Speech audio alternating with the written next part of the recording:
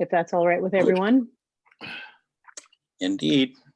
Okay, item number 1, roll call. Roll call shows that Councillor Coons, Councillor Perry, Councillor Robertson, Councillor Grenier, and me, Councillor Gardner, are here. Item 2, feedback from public outreach about the zoning amendments, A, village residential overlay district, and B, MDR lot size reduction. And should I throw this right to our fearless town planner? Kyle? Okay. Give me 1 second to share my screen.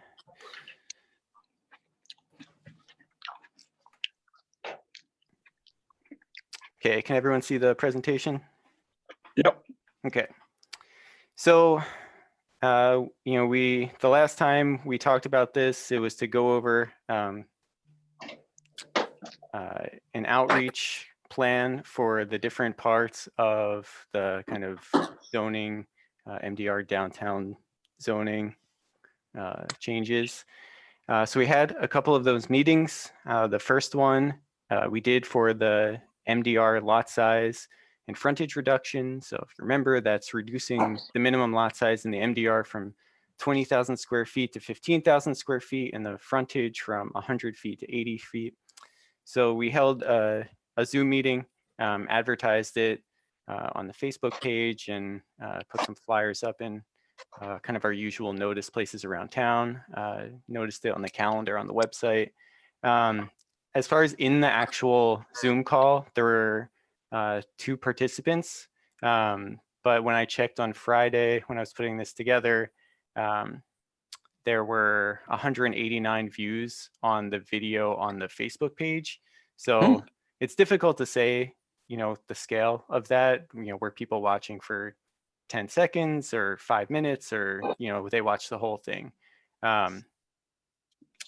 But so some of the feedback, you know, we got a couple of pieces during the meeting itself. Nothing major. The first was a comment and a question about, you know, why not going, you know, more extreme of a reduction than the 15,000 square feet and 80 feet of frontage, since there are, you know, examples elsewhere in the MDR of lot sizes and frontages being lower. So the, you know, response was kind of what we've talked about here, was that the comp plan made a specific recommendation, and to go further than that would require a different set of processes. And that also, you know, there are lots and lot sizes and frontages kind of scaling a broad range of numbers in every zoning district, but especially the MDR, because you have certain neighborhoods built at certain times, and they all kind of followed different standards when they were built. So it's kind of inevitable that there are going to be some amount of non-conforming lots, whatever you drop it to. And that just because those lots might still be non-conforming doesn't mean that people on those lots can't do what they necessarily want to do with their lot. You can still build on a non-conforming lot. You know, the majority of the time it's merely, you just have to kind of be in that setback range, and you can't expand, you know, if you're already non-conforming and make it more non-conforming. The second question was about how, you know, this proposed change might affect allowing more accessory dwelling units and the addition of tiny homes or second smaller structures on people's lots. So, you know, responded that the town does have accessory dwelling units right now as an allowable use. There are certain standards that have to be followed, but that if people were interested in those sorts of things, they should, you know, they're welcome to contact us to learn more about that, or look at the ordinance at, you know, kind of the standards that need to be met to operate one of those. But then I kind of spoke to the idea that while this change doesn't necessarily allow or change the concept of allowing multiple structures on a single lot, in general, you can only have one principal structure on a lot. So you wouldn't be able to have, you know, 2 tiny homes or 2 regular homes on a single lot. but that this could allow for some more flexibility as far as creating more two-family homes. So within that single structure, having more room, more opportunity for people to add on an extra unit to their existing home. And that could be used for a rental opportunity or whatever. But other than that, it was mostly quiet, but the video will continue to be posted on the town's website and Facebook page. So as we get more into the public hearing process, eventually we can always kind of point people back towards those as resources. The second meeting was about the Village Residential Overlay District the following week before Thanksgiving. Similar turnout. Again, there were 2 people actually in the call and about 200 views on the Facebook page after the fact on the video. This one, I thought the main comment area was about the idea of the deed restriction, where the lot would have to be owner occupied to take advantage of the densities that the Village Residential Overlay was offering.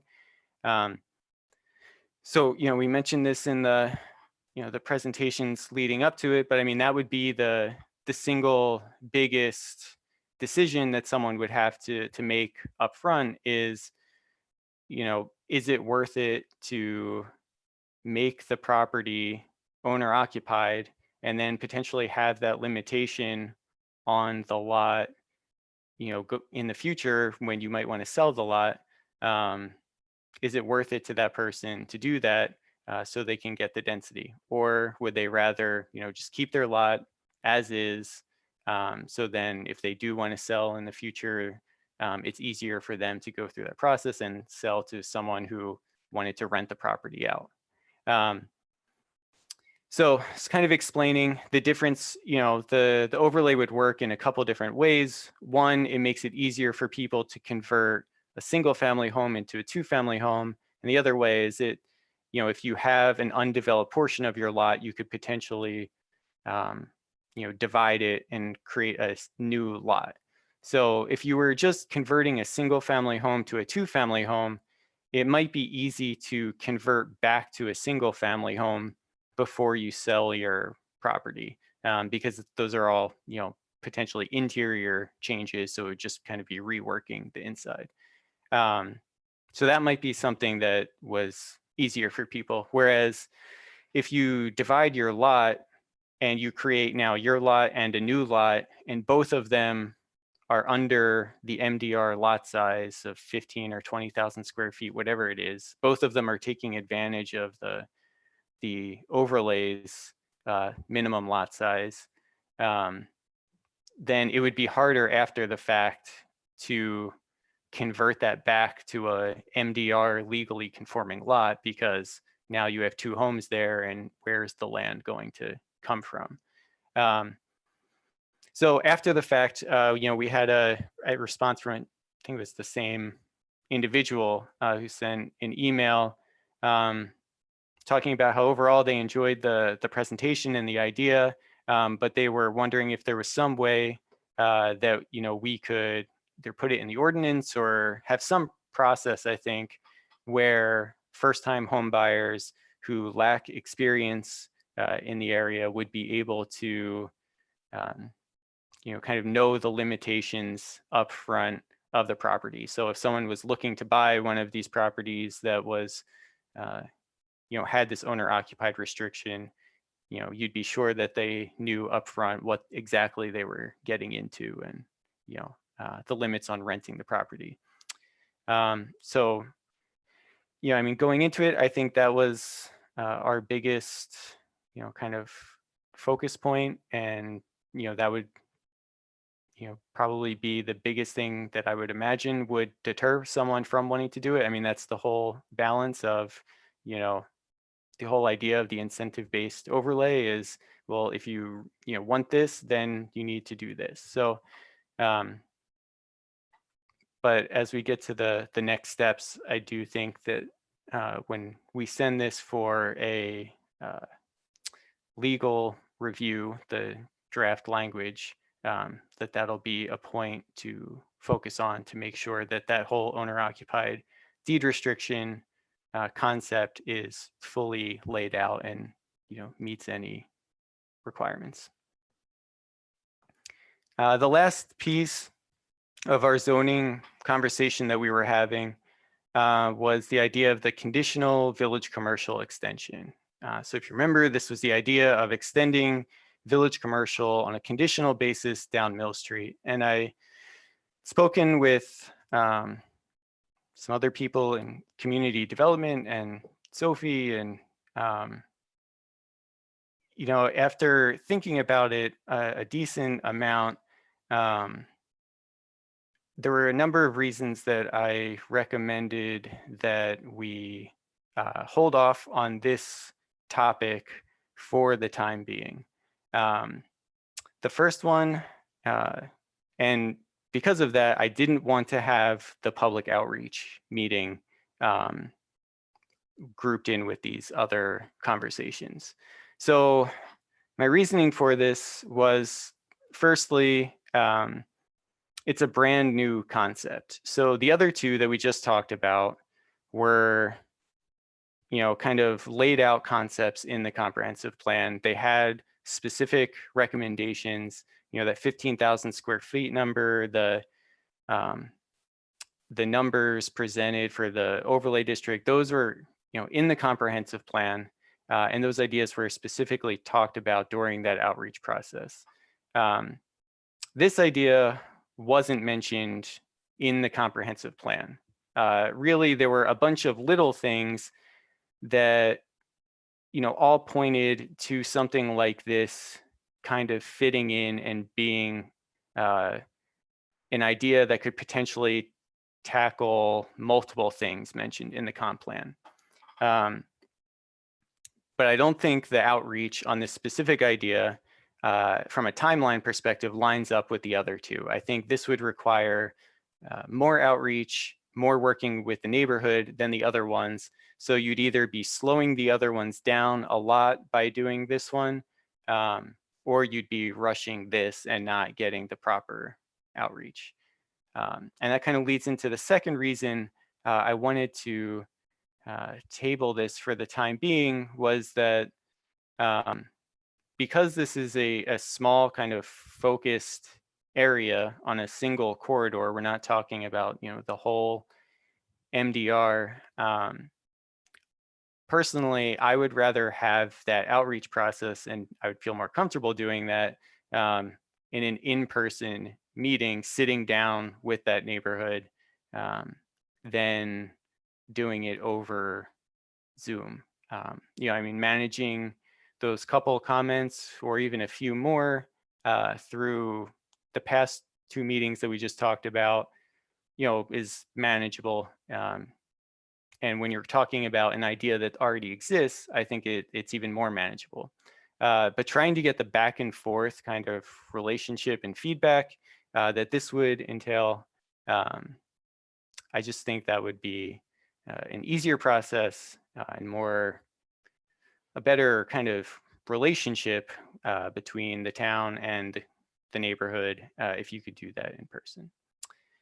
Third is maybe one of the bigger reasons, is that what kind of led to this idea of a conditional village commercial extension was the idea in the comp plan that certain properties were ripe for contract or conditional zones. And one of the big ones that the comp plan mentioned was the buyer manufacturing lot, which is in this area.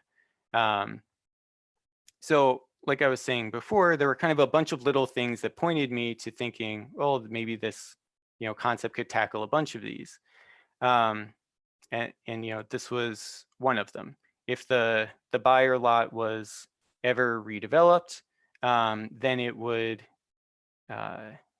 it would be difficult to redevelop that lot, as it is currently zoned in the MDR, just because of the existing building that's there. However, applying standards created to, from a conditional village commercial district, like the one we were talking about, to the buyer lot might not match up. For instance, multifamily is an allowable use in the village commercial.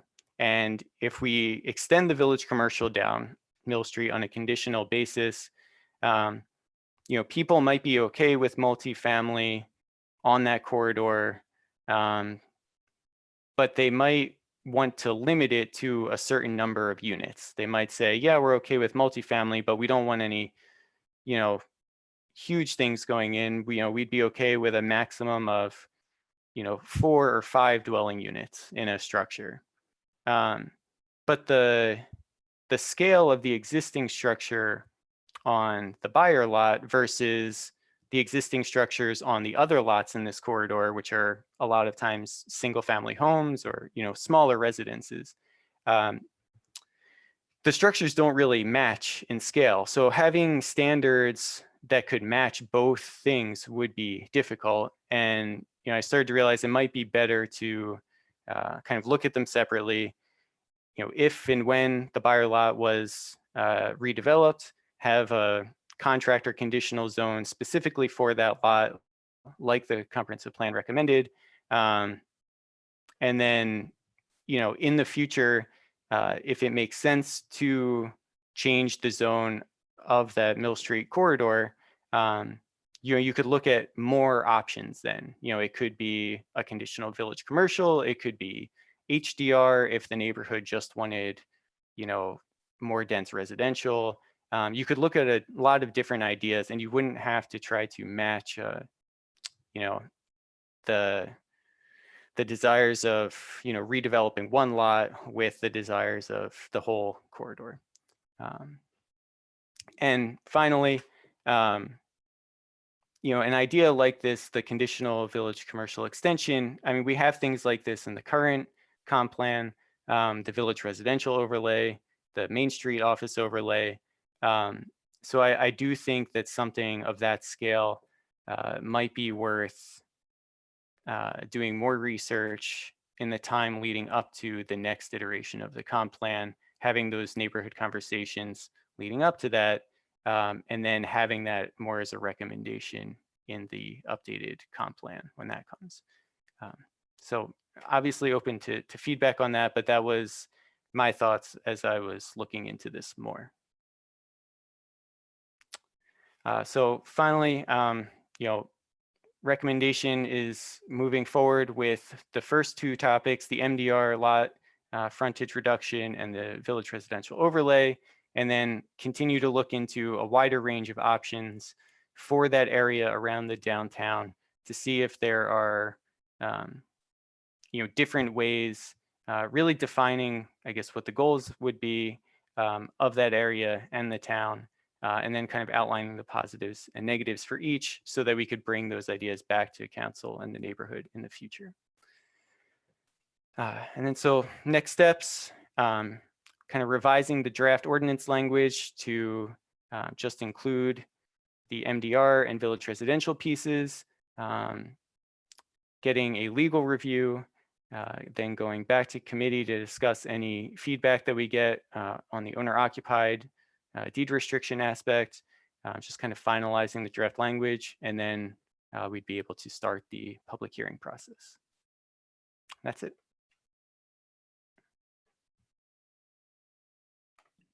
Thank you, Kyle. And anyone have any questions or comments about this path forward?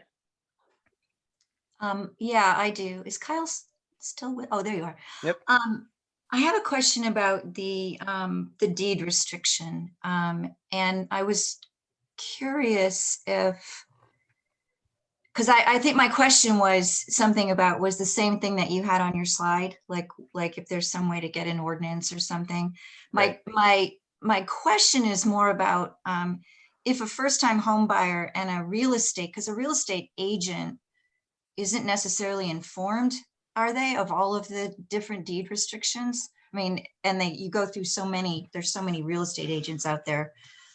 Is that setting us up for litigation if, if somebody does buy it and finds out that they've got this restriction on the deed? I mean, is that setting us up for something? No, Sophie? I think it's setting you up for potentially some unhappy residents, Uh-huh. but it's not the town's position to have any responsibility over the deed restriction.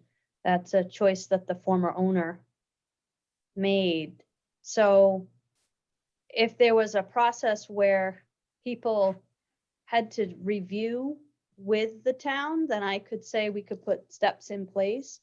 But that doesn't exist. People buy and sell property all the time that we find out about long after Right. it has happened. Usually covered So- closings, isn't it? Hmm? I would assume this sort of thing, all this sort of fine print, if you will, is covered by most closing attorneys. So you would think that, Sam, but we Right. talk to people all the time that come in upset because they have an easement that the former owner has given away on the property, or they're not aware that the whole back of their property is actually the town's drainage easement, or so that happens quite, I wouldn't say quite frequently, but it happens enough that I would say Cheryl's concern of people buying and selling without knowing is a legitimate concern. I don't think that but the town wouldn't be a party in litigation to that, because we're not a party on the deed restriction, if that makes. So how would we get it through by ordinance? I mean, I guess I don't understand how that process would work. If a homeowner chose to modify their home, so it was a 2-family home and they were perfect, it was perfectly legal to do that, but didn't choose to tell the next purchaser. And they, I guess I'm not sure how you could do that if you don't do it. So, And if you do it through ordinance, then the town becomes involved, right? well, we become involved on a compliance basis, not on a getting sued basis. Okay. So let's follow that through. You buy a house that is a duplex. You don't know anything about the ordinance because you haven't done your homework. We find out. What would flag it for us most likely would be when we start sending tax bills to a house other than, to an address other than that address, right? So that you're not living there anymore. We would likely knock on the door and find out who's living there. When we find out that it's not a homeowner, we would then send you a notice that we think you're violating the ordinance, because the ordinance says it's restricted and you've taken advantage, and previous owners have taken advantage of that. Then we'd have to work with you to either become owner occupied or take out one of the dwelling units. Okay. So is it worth it then to change it, to do So something? that's the whole idea of it being incentive based, the property owner or the developer, because this could be a new subdivision was created and, they want to take advantage of that density, and then each of the lots, has it written into the deed. But it's, it's their decision ultimately, whether it's worth it or not. I mean, if you want to live on your house in Orono for the rest of your life, then, and you have this piece of land in the back of your or on the side or the back of your lot that you don't use, then you might think it's worth it because you're going to live at that property, or you have every intention of living there. So I don't think this is a tool that's going to be incredibly widespread, because that is a tough decision to have to make. And I think it would be more likely that it was used to convert a single family home to a 2-family home, because that's something that you could change back if you wanted to sell the property. But as far as dividing land and then having both lots with the restriction, I mean, there might be some people who want to take advantage of that.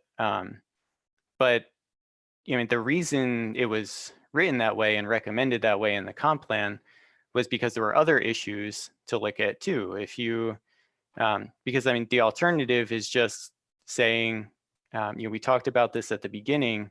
I presented the topic in a few different ways. The other way is to just make the village residential district its own zoning district, and have that lot size just be the minimum lot size and apply to everything.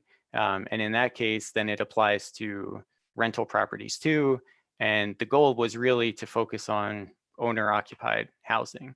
So it was trying to balance multiple things. It was increasing densities, but only for a specific purpose. And it was attempting to limit the amount of student homes that would be able to take advantage of it. So, I mean, that was the goal at the time. So I guess, it would be a matter of seeing how it actually played out and how much it was used, and then making a decision from there to see if it was worthwhile. But even if no one used it, then it wouldn't be doing any harm necessarily. It would just go unused. I think from a practical standpoint, the other thing we might think about doing to allay some of your concerns, Cheryl, in terms of people not knowing, is the same thing we do with accessory apartments, which is while we'll call it a deed restriction over here and it will be in the deed, I think we could also file an agreement so that talks about the restriction. So it's a separate item when a title attorney goes to review. I'm sorry.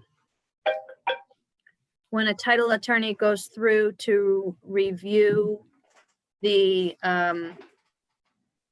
parcel, it would pick up the fact that there was a separate agreement. I think that's an option that doesn't change anything. It just would say that the town would add that step, so it would be more readily seen.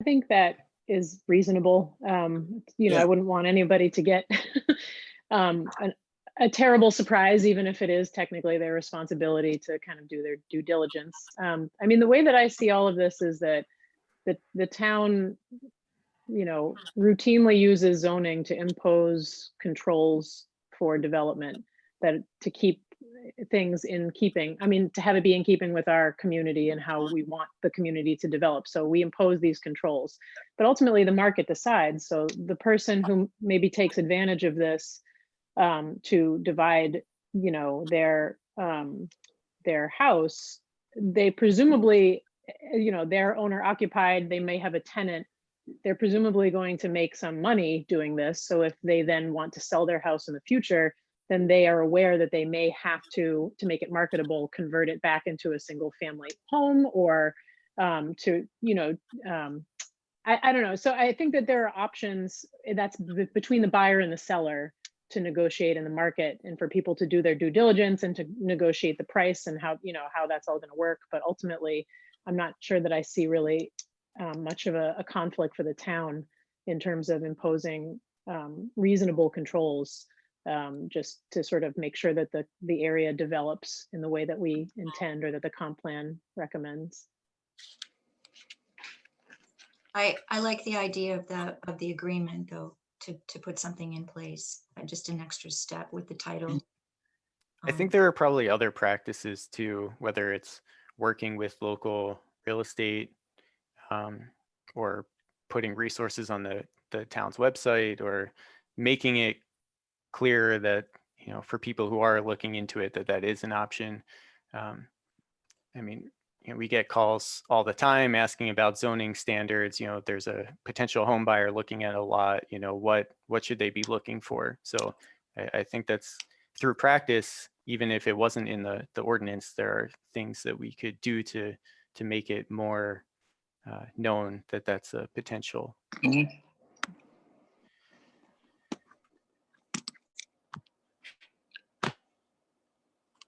So everyone is good with the next steps that Kyle outlined?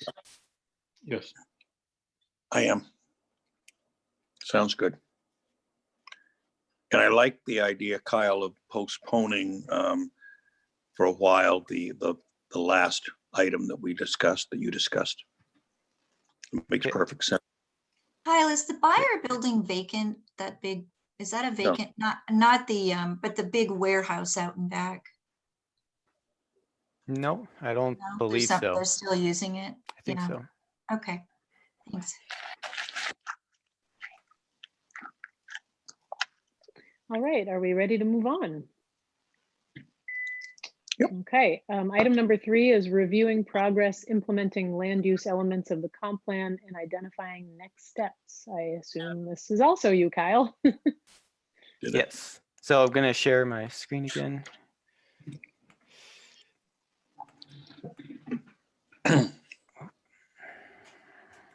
Ooh.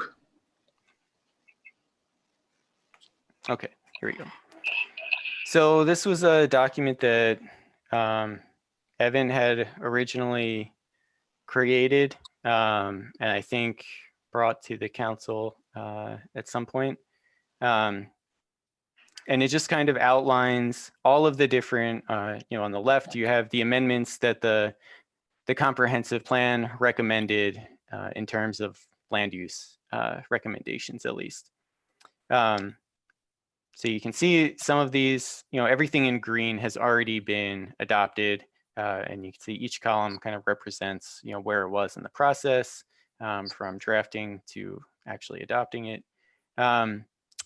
What we have left is, at the end of the document, there are 5 things really that haven't been completed. 2 of them are the 2 that we just talked about, the MDR lot reduction and the village residential overlay. So those are obviously both in progress now. So that kind of leaves 4 if you, the idea of homestays and B&Bs was adopted, but we have already made it to needing to revisit that. So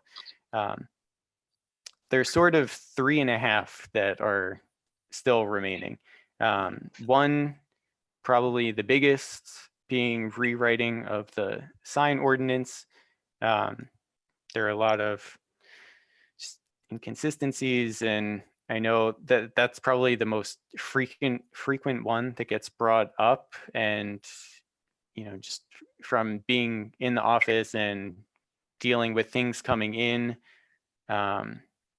that's the one that brought up the most times. The other 2 are mineral extraction standards. And we have a definition and a use for mineral extraction standards, but there are no standards in place. And I think it kind of ties in with our earthwork standards. But a lot of that one would really be me kind of looking back to see exactly the goals and talking with Evan probably to kind of get a history of the direction there and where that was coming from. Because there's not really too much specifically mentioned in the comprehensive plan. And finally, the idea of reintroducing conditional uses and standards to the land use ordinance. So we talk about conditional and contract zones for certain lots, like we were just talking about with the idea of a conditional use village commercial district. And but conditional uses are something like could apply to a specific use in a zoning district. So like right now, if you look at our table of land uses in the ordinance, you have things that are either permitted by the code officer or they go through site plan review with the planning board. That's the 2 real reviewing parties and methods. A conditional use is something that might be allowed in a zoning district if it met certain conditions, but then not allowed otherwise. So, I know that as an example, the comprehensive plan mentioned home businesses. Home businesses currently go to the planning board and have to go through the site plan review process. But with most home businesses, they take place within existing structures. There's no actual development being done on the ground. And that's really what site plan review is aimed towards, is looking at the impact something is having on the ground. So does it make sense for site plan review to be the method in which we review home businesses? Or, would it be better served as being a conditional use? So, another idea would be like the Stillwater overlay, where it allows, small scale, non-residential uses if it meets certain standards.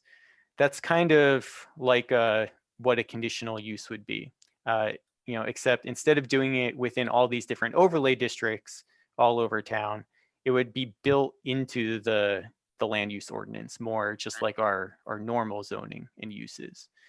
And I know that before Evan left, he was doing some work as far as kind of reorganizing our land use ordinance and kind of doing a big rewrite and overhaul. And I think that overhaul kind of put this system into place, but then kind of left a lot of room for kind of filling in things where they needed to be filled in. So I'd say that one is something that has been started, but would probably be a pretty substantial change to how our land use ordinance was structured, even if there wasn't much of a change as far as new uses being allowed. It would be the same kind of information, the same uses, the same standards. It would just be more of a process and ordinance structure type overhaul. But so those are really the last remaining things from the previous update to the comp plan. So, if I may. Yep. I think the comp plan committee has gotten to be kind of the experts on land use.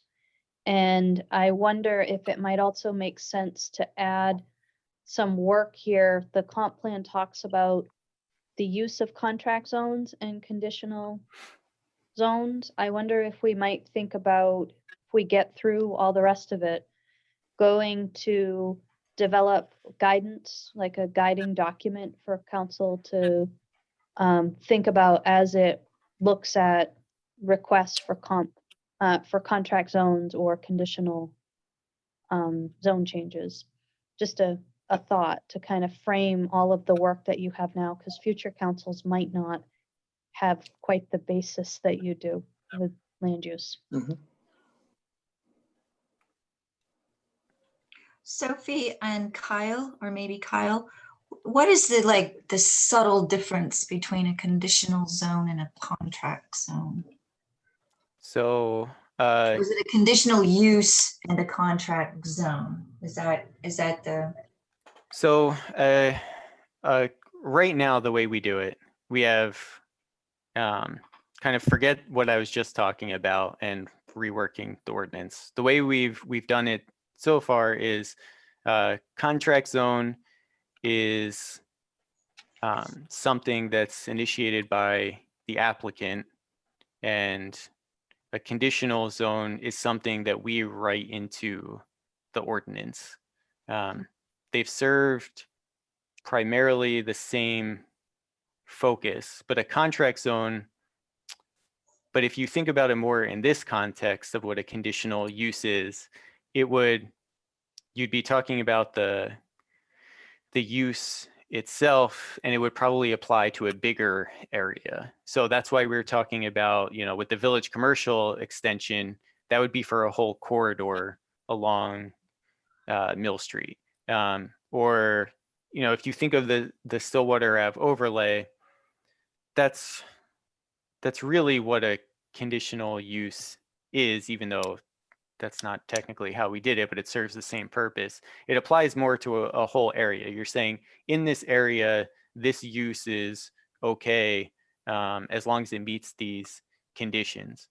A contract zone would be more specific to a single lot. Maybe, you know, the lot has always been operated as a commercial use, but now it's, you know, in a residential district, but you want to create a contract just for that lot to say you can continue operating as you always have, but we're going to make a contract that says you can't do any of these other commercial uses. You kind of have to remain what you were. So I think that's the biggest difference, would be that the intent of the contract would be more applicant driven and focused on a single lot, where conditional use would be a broader area that would apply to multiple Okay. lots. With conditional use zones, as I understand, so Kyle can definitely correct me if I'm wrong, but with conditional use zones, council is saying in general, this use is okay, provided that it meets these very specific elements that you put within Right. the ordinance. Right. So this would be saying that, yeah, I mean, a use, you might say, if you made this change as it recommends here in the comp plan, you might say that, you know, a conditional use is okay anywhere in the MDR, as long as it's, you know, the lot is at least 10,000 square feet. Right. You're not doing like the process we've gone through with contract zones and coming before council, and you're not doing that whole process. It's more of a, just as long as you meet these things that we put in the ordinance, the use is okay. But that's something that we don't really have right now built into the ordinance. There is no kind of gray area like that. It's either allowed or it's not. But, you know, zoning districts, while the idea is that they have in general the same kind of feel throughout, you know, every lot in a zoning district isn't the same. So there might be, you know, certain reasons why you would say in general the use is okay in this zone, but for these, you know, random unique lots, it might not be okay there. So that would really be the purpose of this change. Good. Thank you, Kyle. That makes it clearer. Yep.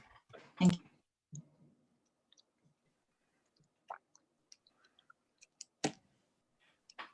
All right, anything else on this, Kyle?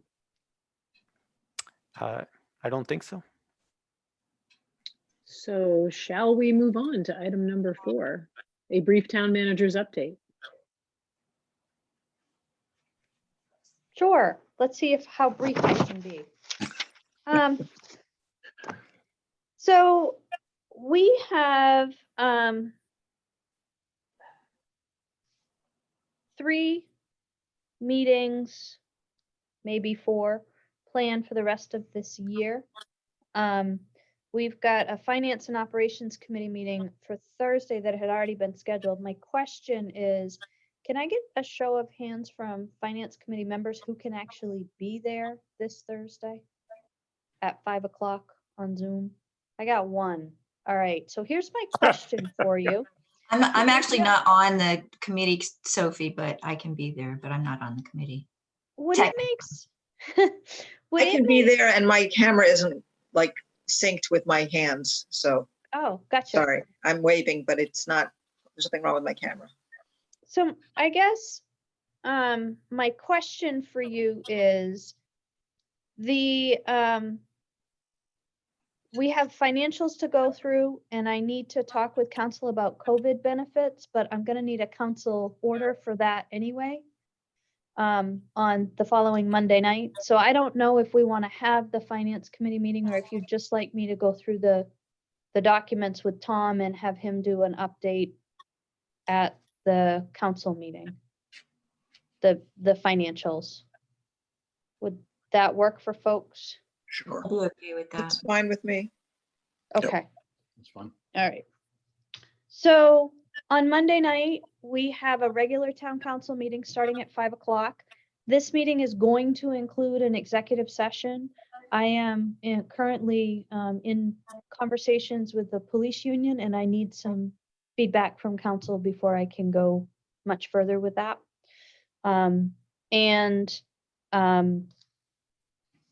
Yeah, so I talked with our new council chair about the meeting setup, because I can either do a webinar like this, which we can control the flow of public comment into the meeting, or I can run meeting that can then have a breakout group and make it more efficient and easier for us to get in and out of executive session. At the end of the day, we really felt like although it is not as efficient to have a separate meeting for the executive session, mirrors what we do in real life as well, which is we tell people we're having an executive session and either we're coming back or we're not. And this is how we leave the meeting. So that's what I'm going to set up for this month. If we find that it still doesn't work, then I'll work with Belle to see if we can come up with something better. I think we're getting better at that in and out thing. So I am planning meetings from January to March.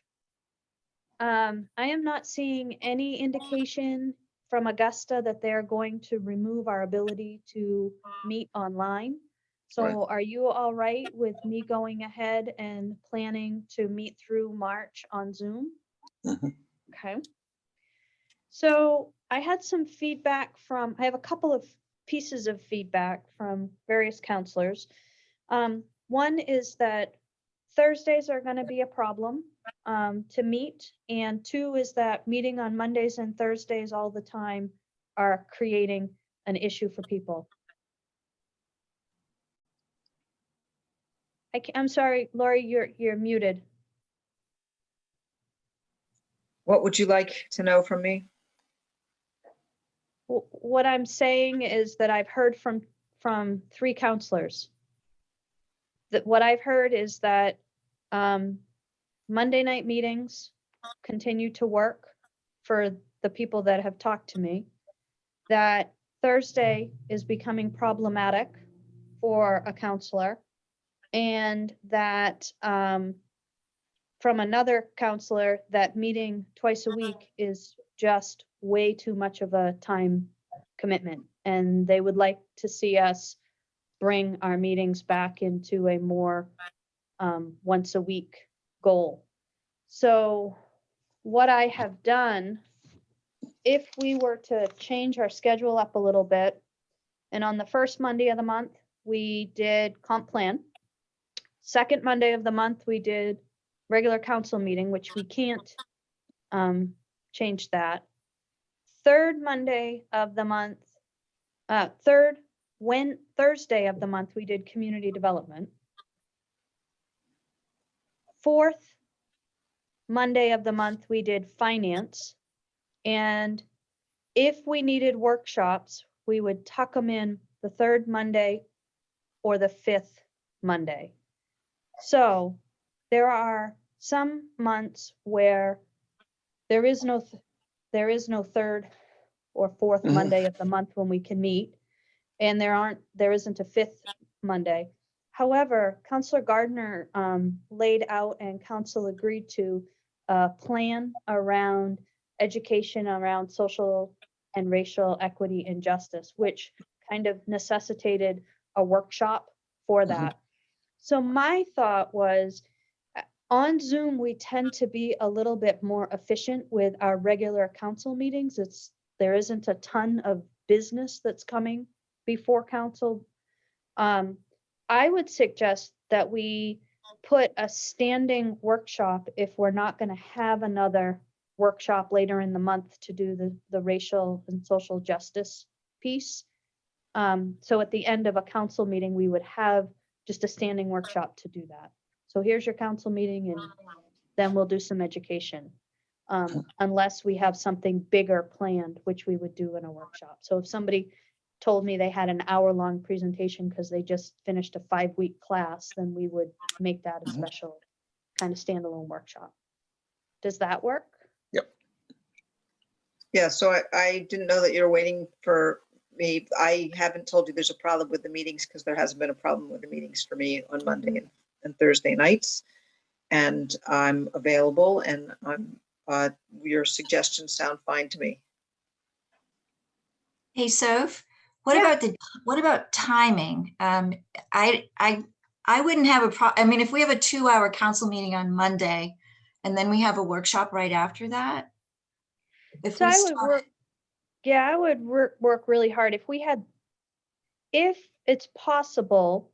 So like in the month of January, I Mhm. think we've got 5 Mondays. I haven't looked, but I think there are 5 Mondays. Yeah. That month One of I them is probably Martin would Luther keep, King Day, though. Yeah. yeah, one of them gets hit out, but you've got 4 left. Right. I would keep a workshop on that Monday. Okay. There's only 4 Mondays in January, Okay, Right. so that's a bad example. 21st and 28th.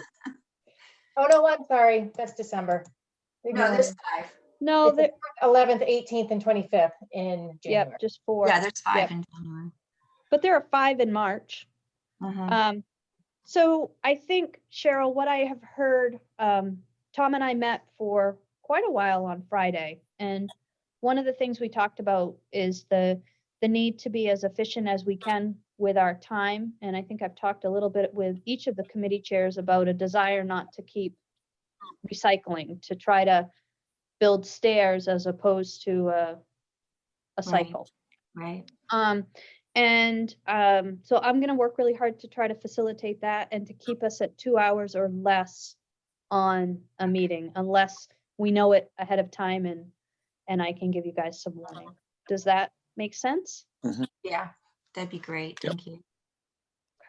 Sounds fine And to me. I just want to be really clear. I didn't put any missive out to people. I had a couple people come to me with concerns, and one of them is out trying to find somebody to fill a vacant seat, and it's really hard to convince people to run for council when it's 2-hour meetings a week. That gets hard to promote. Yep. So I Yeah. understand that. I appreciate that. When people approached me, I told them that it was mostly 1 meeting a week, and that the staff were very good at keeping the meetings to 2 hours or less. So this month didn't represent that. So that's challenging when I tell people it's about 1 meeting a week and then we have more. So I appreciate you trying to figure out how to cull it back to 1 a week. I So- think it's good if we're all committed to make sure the meetings expedite and don't keep circling. That's not just on the chairs, that's on all of us. Right. So I will Yep. say we have some pretty fine chairs right now that help me keep everything going. So this month, we're going to do council workshop next Wednesday, community development on the 17th, and finance, better 21st or 28th, the week before Christmas. So can we meet both of those Mondays, the 21st and the 28th? Can That- for me. Either Close to- one. I'm good. Yeah. You're good. So we would do a workshop on the 21st, and I think Terry and Megan might have some feedback and some information to share from the training that we went to. Yes, okay. And then on the Sorry, 20, Sophie, did I miss, did you say we have a Wednesday workshop? no. Or did I hallucinate You that? did say that. I heard that. Oh, I'm sorry. The I started to panic. Oh, Like, no, I no don't- panicking. Comp plan is today. Council, oh, got it. Council, regular council meeting on the 14th. On the 17th is community development, which is a Thursday. The 21st is a Monday, and we would do a workshop. And so that would be the social and racial justice and whatever else we need to pick up for that workshop. And then on the 28th, we would do a finance committee meeting, which gives finance staff time to get everything prepared and out to you guys. And then I'll just kind of keep that general idea moving forward if that works for you. Yep. Okay. Good. So just a quick reminder to folks that I am at your beck and call, right? You email me, I try to get back to you as quickly as I can, or you call. Nancy, oftentimes, especially when things are crazy in the office, she will reach out to you at my request to see if we can reschedule something or to make an appointment or to ask a question. But it's important for you guys just to remember that Nancy's email is not something that she looks at or I look at outside of regular business hours. So if Nancy takes a day off, she's not going to look at it. If she's going to take more than a day or two, then I will forward her phone to me. So I'll get the voicemail and Belle or I might go in and check her emails, but that we don't do just if she's going to miss one day. So if you need to be in touch with me, you really should either be calling, texting, or emailing me. Any of those ways will get to me and I'll be able to respond. And you are not bothering me. If I am too busy to answer, I will not answer. Just also want to remind folks that we are embarking on this wonderful Light Up the Community endeavor, and it's really cool to see some of what the private citizens are doing. If you look down on the Stillwater Trail and other places, people have really gone the extra mile to try to make this great for our community. As we walk through this process, we just want to remind folks to try to stay away from the blinking lights and most definitely stay away from the rapidly blinking lights because it can cause issue to photosensitive folks, especially folks with epilepsy. So we're going to be getting some more information about that out on our Facebook page, but we want to, if you can help when that comes out by sharing, you guys know more people than I do, that would be great. And I'd really appreciate it because the thing that we want is for everybody to be able to enjoy the season and not get into trouble because of the season. Absolutely. So I had a quick question about that, and I don't know if anyone can answer this or not, but I really appreciated that email that we got about the blinking lights and the potential impact. Even though they're not blinking, I know LED lights, which I have everywhere, some people say have sort of a flickering thing based on the circuit and how it alternates. Are those something we should? Okay, I just didn't know. I mean, so but I didn't Google it either. Sorry. Yeah, the only thing that I found was a suggestion that if you slow it down so it blinks less than, I want to say 15 times I can't remember, Sam, a second. Maybe it's a minute. So if you slow it down, it doesn't have that triggering effect. But I have not done enough research, and the person who shared the concern has not been back in touch with me. Okay, I think regular LEDs are probably fine, and I certainly can't afford to have the number of lights up that I have. So, just also want to let you know that we are working with the farmers market to bring the market back down to the Pine Street lot for the winter market. That's an every other week market. We're doing that, understanding that they will continue to follow the public health guidelines, and if we have an outbreak, which is different than a spike in COVID-19 cases in Orono, then our requirements might change. But for now, we are just following CDC guidance. The other piece that's important for everybody to understand is that Public Works is happy to try to support things that happen in our community, but if it snows on a market day, I don't have anybody assigned to just go do parking lots and take care of a specific spot.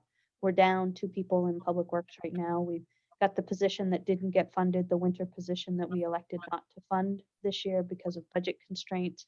And we have an open equipment operator position that we have gone out twice to try to find somebody to fill, that we're having difficulty. So Rob is shorthanded. I think that makes perfect sense, but I hope we have some sort of communication structure in place if that call has to be made, so we don't get a bunch of farmers showing up to what's the plan there? So the way that we have, the way we've done it in the past is that we don't tell them they can't come. If they want to come and put up in a couple inches of snow, if it's snowing, they're welcome to do that. What we're telling them is, if it snows a lot on Friday night, there are probably going to be big piles in the parking lot that they're going to have to work around. And if it starts snowing at 3 o'clock in the morning, we're not going to be comfortable going through the farmer's market with a plow truck. That's just seems like a recipe for disaster. So we would do the best we could to keep the parking lot as clear as we could, but they have to work around what we're doing, because we don't want to tell them they can't come. Does that make sense? Yep. Perfect. Nomination papers were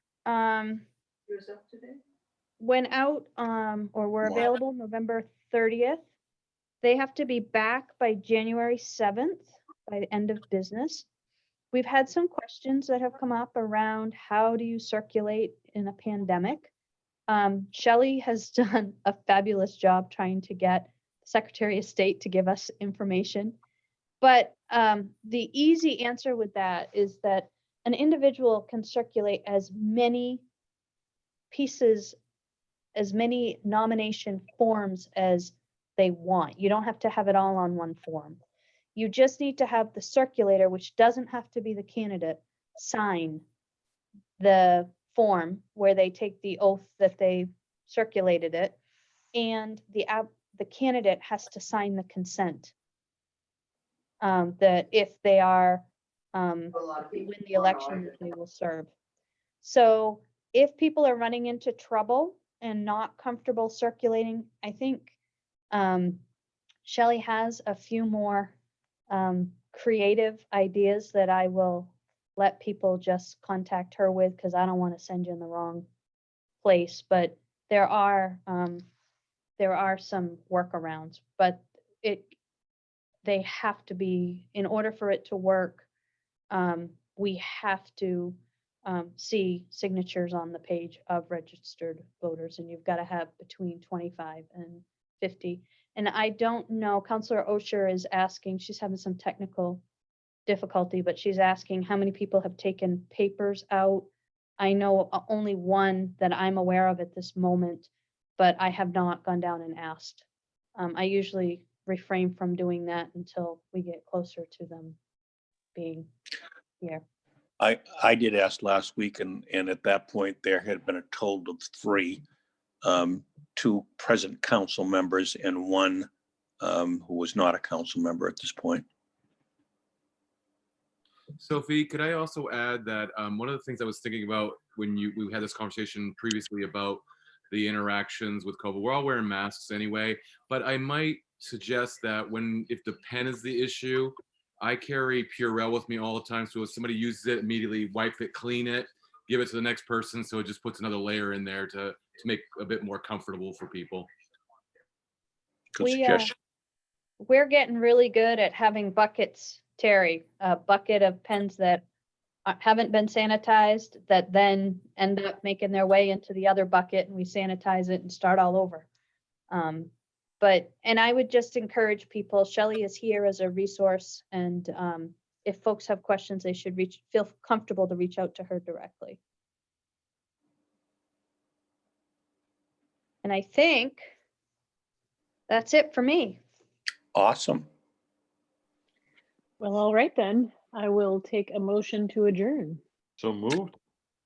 Second. All in favor? Okay, good night, everyone. Bye. Good night. Who Yeah. seconded? Night. Megan, who seconded? Cheryl seconded? I pointed to Cheryl, who's this way on my screen. Okay. Cheryl. That everyone. way, night. no, that way.